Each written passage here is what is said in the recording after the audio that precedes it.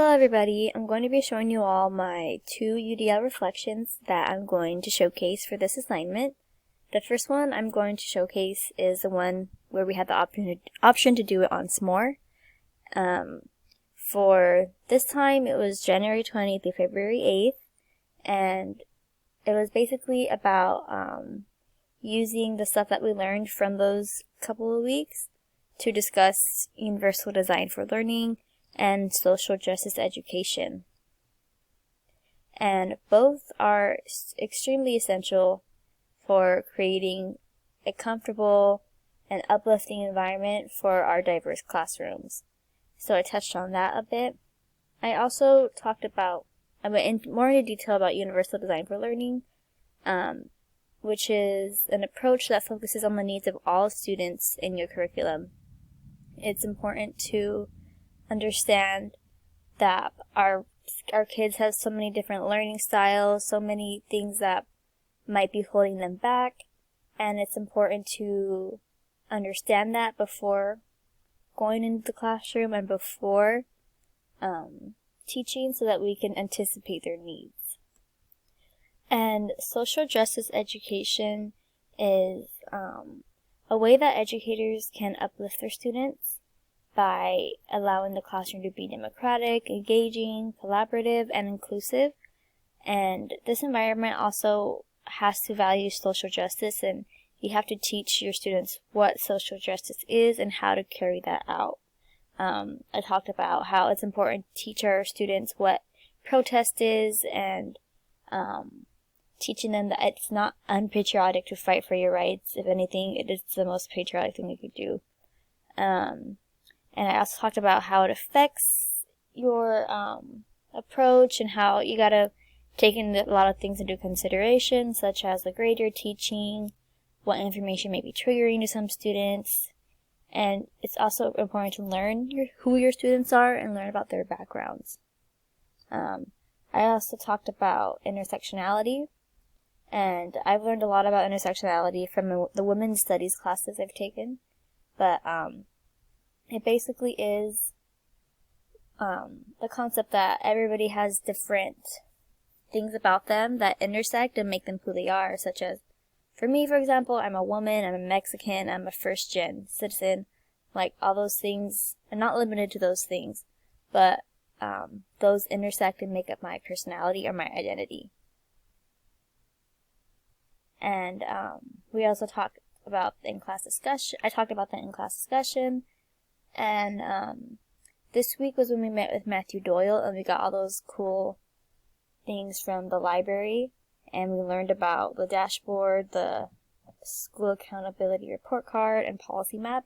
And all those three things are great tools to use to learn who your students are, learn about the community you're working in, and understand what you have to know before you carry out lesson plans or before you teach. And then, this is the second UDL one I'm going to showcase. It was the written option. And this is the prompt. With a focus on the demographics of our imaginary class in mind, interrogate using CSP, which is Culturally Sustaining Pedagogy, Social Justice Education, and Universal Design for Learning. And, I'm so sorry. With a focus of the demographics, interrogate 3 content standards associated with the grade that you're wanting to teach. And so what I did was I talked about a few 5th grade lesson standards or content standards, because my co-teachers and I were teaching an imaginary 5th grade class. I discussed how in the not imaginary school, but in the school that we were hypothetically teaching in, the area is comprised of many Mexican Americans, but there's also white Americans and black Americans as well. And so I chose a few 5th grade standards. This one is one of them. Students describe the major pre-Columbian settlements, including cliff dwellers and Pueblo people of the desert Southwest, the American Indians of the Pacific Northwest, the nomadic nations of the Great Plains, and the woodland peoples of the east of the Mississippi River. I included this standard because a lot of students come from indigenous backgrounds, and whether they're Mexican indigenous or American indigenous, I think it's super important that we teach all of our students about the backgrounds of Native people. And the second one I discussed was 5.5, students explain the causes of the American Revolution. And I wanted to choose that because the colonists believed about, rallying up and fighting for your rights against a bigger power and against oppression. I think that's important for especially students of color and of marginalized backgrounds to understand that, and that they can do that as well.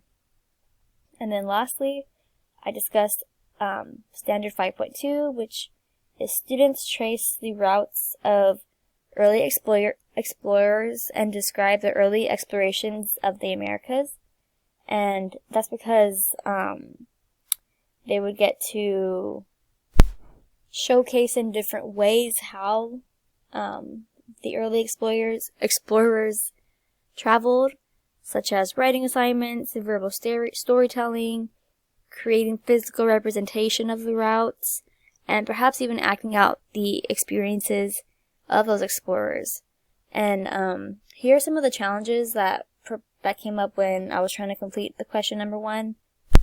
One of the things that I kept doing was going back to the Google Sheet with our class demographics and seeing how I was implementing their backgrounds into my consideration when making these lesson plans, and not lesson plans, but these possible lesson plans.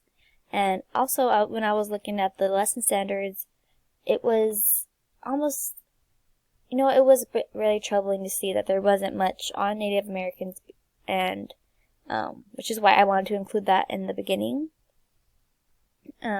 Question 3 was, how does your developing understanding of anti-racism influence your thoughts on the content standards and students who you'll be teaching? So, the purpose of anti-racism is to dismantle systemic racism by challenging previous teachings and call attention to America's wrongdoings to people of color. And the way that anti-racist education is taught totally depends on the demographics of a class, and it's up to the educator to determine how they want to carry out these teachings to best fit their classroom. You might not want to do the same thing for a whole white classroom or a whole classroom of Mexican students, but it would be important to obviously talk about all races and all ethnicities, but being mindful of who your students are is super important. Such like, for example, if you were to teach a class of mostly white students, it's still important to teach the history of minority groups and teach them what white privilege is and how they can utilize it to help minorities. And if let's say the class is mostly made up of Mexican students, it's important to teach them about their history and how they've fought for their rights and how they've came to get to where they are today.